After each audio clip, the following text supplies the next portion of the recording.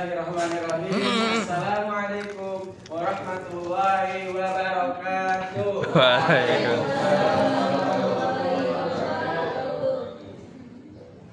Nah, sebelum memulai pembelajaran, Bapak mau kita mulai dengan baca doa bersama. Sekarang Bapak mau tunjukkan ini secara training. Apa? Enggak gantian, kasihan dia mulu. Siapa ya? Coba Pauza pimpin berdoa bersama. Doa siap. Sebelum kita belajar, marilah kita berdoa. Berdoa dimulai.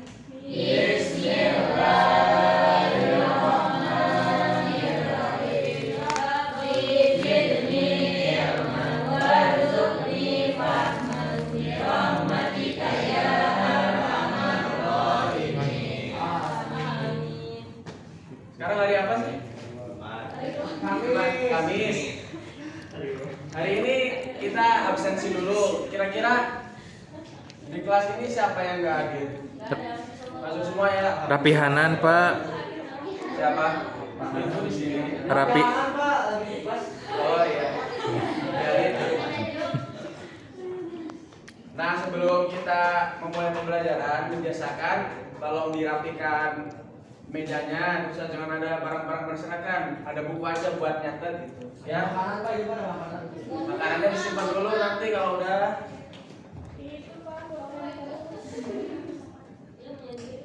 ya ini.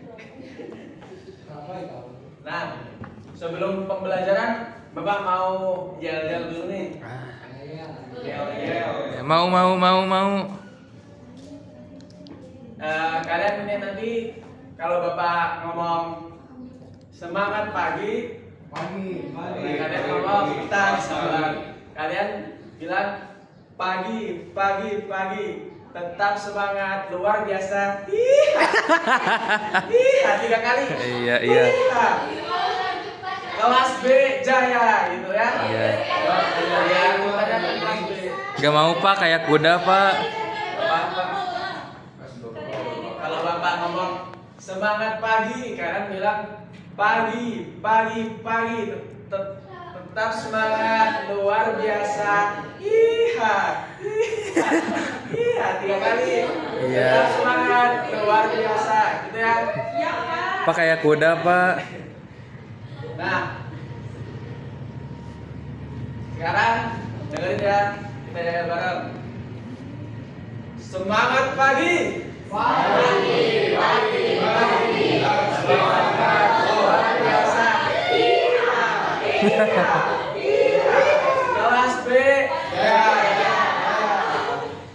Nah, Bapak harap dengan yang tadi pembelajaran hari ini menjadi lebih menyenangkan, terus lebih cair gitu, tidak kaku gitu. Nah, hari ini Bapak akan menjelaskan. Kemarin kan kita belajar mengenai pengertian dari hari akhir serta dalil-dalilnya. Coba, kira-kira teman-teman masih ingat nggak apa pengertian dari hari akhir? Kiamat, ya bisa. Itu Bapak udah anggap kalian paham lah. Kita sekarang masuk ke selanjutnya, yaitu tahap di mana peristiwa yang berhubungan dengan hari akhir. Next.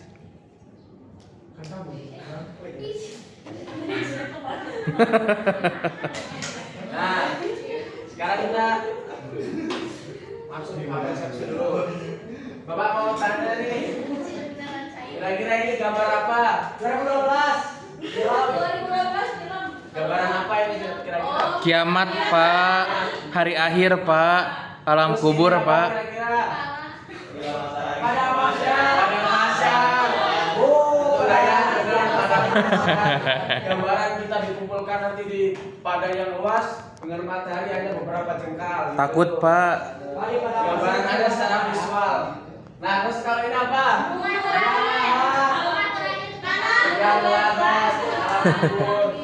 Jadi nanti kita ketika sudah meninggal dunia, jasad kita akan tinggal di sini. Dingin, Pak. Jadi nanti kalau kalian punya rumah gedung gede, punya hotel, tetap sama aja, nanti kita pulangnya tetap di liang lahat gitu. Innalillahi. Jadi jangan terlalu duniawi gitu. Kita harus memikirkan apa yang akan kita lakukan nanti agar amal yang kita kumpulkan bisa menjadi imbangan kita agar masuk ke surga. Amin. Next. Sorry, Bapak. Nah, kita masuk ke tujuan pembelajaran. Nah, di tujuan pembelajaran ini Bapak harap kalian itu nanti mengetahui dan memahami peristiwa-peristiwa yang berhubungan dengan hari akhir. Jadi Bapak harap dengan belajar ini nanti kalian tahu kira-kira apa aja sih peristiwa-peristiwa di hari akhir, urutannya apa aja, terus kira-kira peristiwanya itu di dalamnya ada apa aja. Nanti Bapak harap kalian dengan mendengarkan Bapak dan belajar di depan, kalian akan paham mengenai materi hari ini. Nah, masuk ke pengertian, di mana peristiwa-peristiwa yang terjadi setelah hari akhir adalah alam-alam gaib yang berhubungan dengan hari akhir, adalah alam-alam gaib yang harus dilewati manusia setelah hari kiamat datang, yang dimulai dengan alam barzah sampai surga dan neraka. Jadi di sini kita nanti setelah meninggal dunia terus kiamat, kita nanti akan merasakan peristiwa-peristiwa ini. Sekarang Bapak mau tanya, kira-kira kalian percaya nggak sih tentang peristiwa yang akan terjadi ketika hari kiamat datang gitu? Percaya, Pak. Percaya. Terus kalian kalau seandainya mempercayainya, kalian di dunia ini bakal ngapain? Sholat, Ibadah, boleh, terus Amal kebaikan. memperbanyak amal kebaikan agar menjadi bekal kita nanti di sana gitu. Nah, di sini kita masuk ke macam-macam dari peristiwa setelah hari kiamat. Nah, pertama kita masuk ke alam barzah. Alam barzah itu adalah alam di mana kita ketika sudah meninggal, kita akan dimasukkan ke dalam alam kubur. Jadi itu belum masuk ke situasi setelah hari kiamat. Jadi sebelum hari kiamat kita meninggal dunia, kita akan masuk ke alam kubur. Ya. Nah, di alam kubur nanti ketika kita banyak melakukan perbuatan baik sebelumnya, yaitu di dunia, kita akan mendapatkan perlakuan yang baik dari malaikat-malaikat, yaitu kita akan mendapatkan tempat yang sejuk, terus nyaman, dan merasa enak di dalamnya. Tapi ketika kita di dunia berbuat dosa, melakukan kejahatan, kita akan disiksa di alam kubur. Nah, teman-teman, kira-kira kalau di alam kubur milih disiksa apa mendapat tempat yang terbaik? mendapat tempat yang terbaik. Jadi kalau kita pengen mendapat tempat terbaik di alam kubur, kita harus berbuat baik. Nah, selanjutnya kita masuk ke Yaumul Ba'ats. Jadi ini adalah hari ketika kiamat sudah muncul. Ketika, coba Bapak tanya nih sebelumnya, kira-kira malaikat yang meniup sangkakala siapa? Coba siapa yang bisa nyebutin? Siapa? Bisa. Israfil. Nah, benar. Nah, Israfil ini ketika nanti sudah misalnya ada trompet sangkakala gitu, itu otomatis kita yang sudah meninggal dunia akan dibangkitkan dari alam kubur. Kita akan dibangkitkan lalu dikumpulkan oleh Allah Subhanahu wa taala. Jadi, walaupun kita sudah meninggal mungkin berabad-abad lalu, misalnya mungkin dari zaman Nabi Adam itu nanti ketika trompet sangkakala dihidupkan, otomatis hari kiamat akan datang, lalu orang yang sudah meninggal akan dibangkitkan oleh Allah Subhanahu wa taala lalu dikumpulkan. Nah, selanjutnya kita masuk ke Yaumul Hasyr. Yaumul Hasyr ini di mana setelah kita dibangkitkan, kita akan dikumpulkan dikumpulkan di padang yang luas, di padang yang tidak ada pepohonan, terus di atasnya matahari hanya beberapa jengkal gitu. Dan di sana kita dikumpulkan, terus setelah kita dikumpulkan nantinya akan masuk ke fase selanjutnya, yaitu Yaumul Mizan. Nah, sebelum kita masuk ke Yaumul Mizan, Yaumul Hasyr nanti kita tuh bakal diperlihatkan gitu catatan amal kebaikan kita. Jadi ketika mungkin siapa ya? Ahmad mencuri motor temennya terus digadein, nanti bakal ditunjukin gitu, ada catatannya gitu, Ya, ada gambaran gitu. motor Beat Bahwa Karbu. si Ahmad ini pernah mencuri loh gitu. Beat Karbu. Terus misalnya kalau Umi berbuat baik, sedekah kepada orang miskin, nah nanti kita atau Umi akan ditunjukkan catatan amal perbaikannya selama di dunia, yaitu dengan dia sedekah tadi. Nah selanjutnya kan kita tadi udah ditunjukin nih amal-amal gitu yang kita lakukan selama di dunia.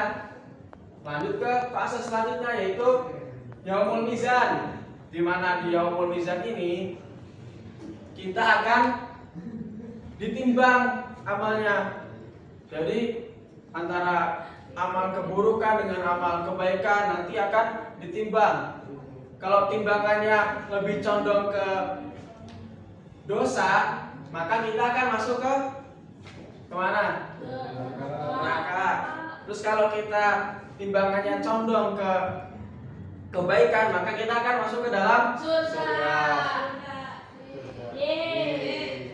Nah, sebelum masuk ke poin 6, Bapak mau nanya kalian pada setiap poin ini. Secara random dari siapin. Coba Dayat, alam bangsa tadi apa? Alam kubur. Alam kubur. Dengar ya? Apa? Alam kubur. Terus yang kedua, Ainur, Yaumul Ba'ats. Apa yang kira? Dengar nggak? Enggak. Nah, jadi Yaumul Ba'ats tadi berarti adalah hari kebangkitan. Terus selanjutnya yaitu Yaumul Hasyr. Coba Naila, apa Yaumul Hasyr? Nah, jadi nanti kita dikumpulkan di padang mahsyar. Terus nih yang kelima nih, yang terakhir. Coba PB, apa itu Yaumul Mizan tadi? Oh, hari pertimbangan. Ya, hari ini ditimbangnya amal perbuatan. Nah, kita lanjutkan poin 6, yaitu fase setelah Yaumul Mizan, yaitu Sirat atau jembatan. Jadi nanti kita akan melewati yang namanya jembatan Siratal Mustaqim. Nah, ketika nanti kita berjalan gitu, misalkan diibaratkan tuh jembatan Siratal Mustaqim itu lebih tipis dari rambut gitu. Coba bayangkan ketika kalian berjalan di jalan-jalan kecil itu kira-kira susah apa enggak? Susah. Terus kalau kalian seandainya jatuh kira-kira gimana? Sakit ke bawah. Nah itu ibaratkannya. Jadi ketika kita menganggap bahwa sirat itu sesuatu yang sulit untuk dilewati, itu akan mudah ketika amal perbuatan kita itu baik gitu daripada amal keburukan. Jadi nanti ketika kita jalan, misalkan jalan, terus kita sampai ke surga, itu maka kita akan masuk ke surganya Allah Subhanahu wa taala. Sedangkan ketika kita mungkin berjalan di jembatan Siratal Mustaqim terus kita jatuh ke bawah, maka kita akan masuk ke neraka.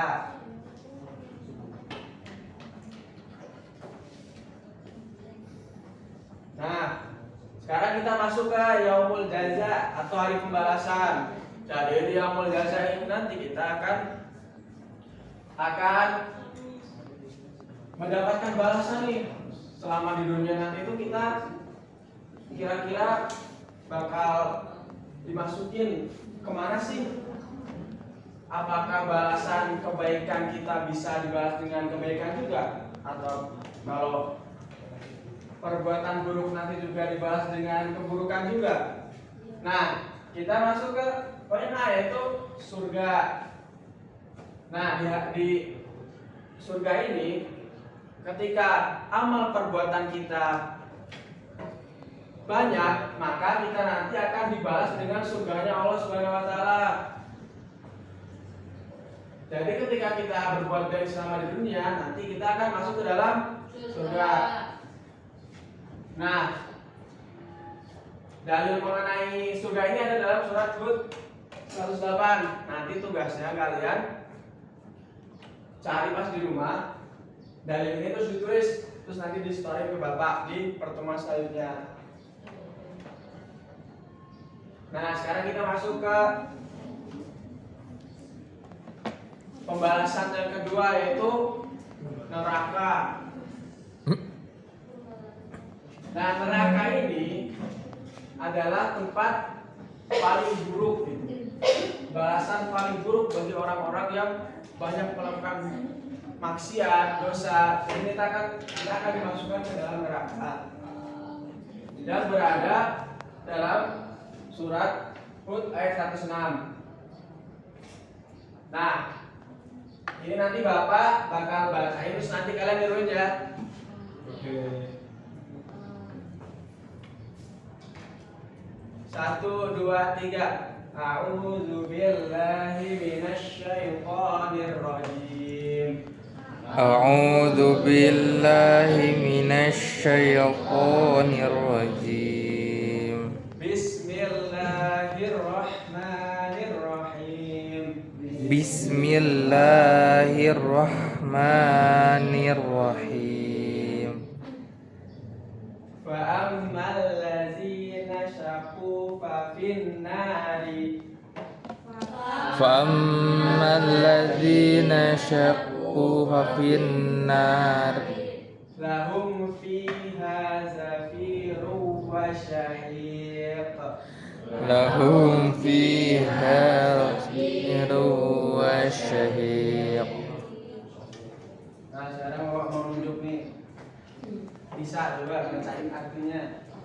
Artinya, adapun orang-orang yang celaka, maka tempatnya di dalam neraka. Di dalamnya mereka mengeluarkan dan menarik nafas dengan merintih. Nah, di sini nanti dijelaskan bahwasanya orang-orang yang celaka atau orang-orang yang melakukan perbuatan buruk semasa hidupnya, berbuat dosa, akan dimasukkan ke dalam neraka. Nah, nanti di sana mereka mengeluarkan dan menarik nafas dengan merintih. Jadi kesakitan gitu, mengerikan. Gambaran neraka itu adalah sesuatu yang menakutkan gitu. Jadi kalau kita nggak mau masuk ke neraka, jangan memperbanyak maksiat, tetapi kita harus memperbanyak amal baik.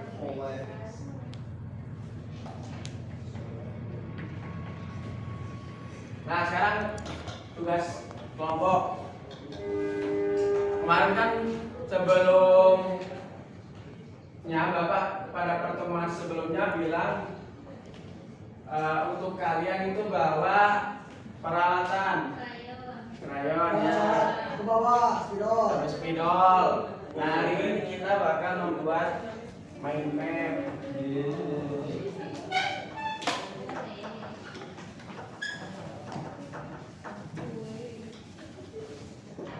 Jadi nanti Bapak bagi kelompok. Ini kelompok 1, kelompok 2, kelompok 3, ini kelompok 4. Nah, sekarang kalian bikin mind map mengenai peristiwa-peristiwa hari akhir. Jadi urutan-urutan peristiwa hari setelah kematian gitu. Kalian tulis nanti dipresentasikan ke depan. Bapak kasih waktu 5 menit, silakan. Yeay.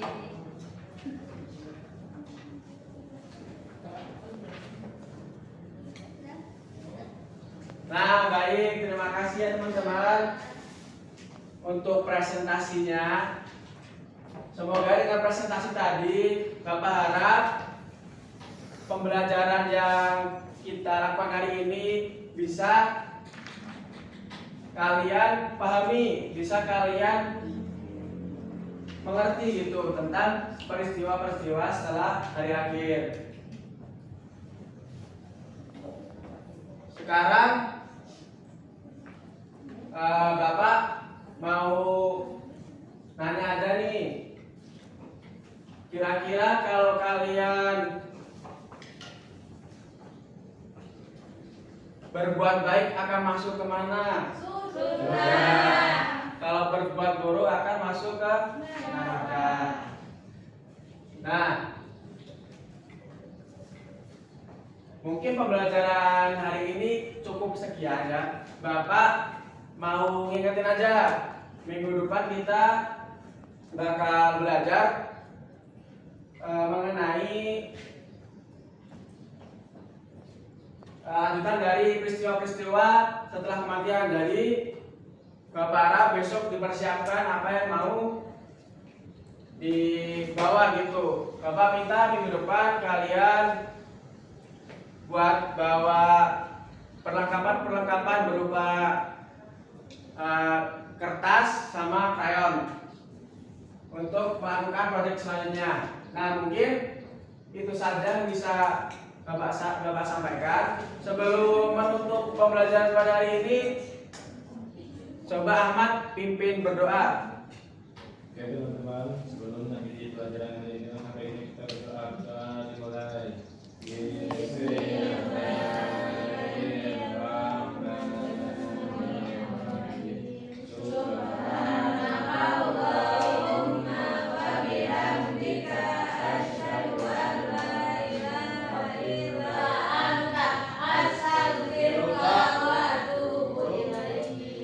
Baik, sekian dari Bapak. Terima kasih atas perhatiannya. Wabillahi taufiq wal hidayah. Wassalamualaikum warahmatullahi wabarakatuh. Waalaikumsalam.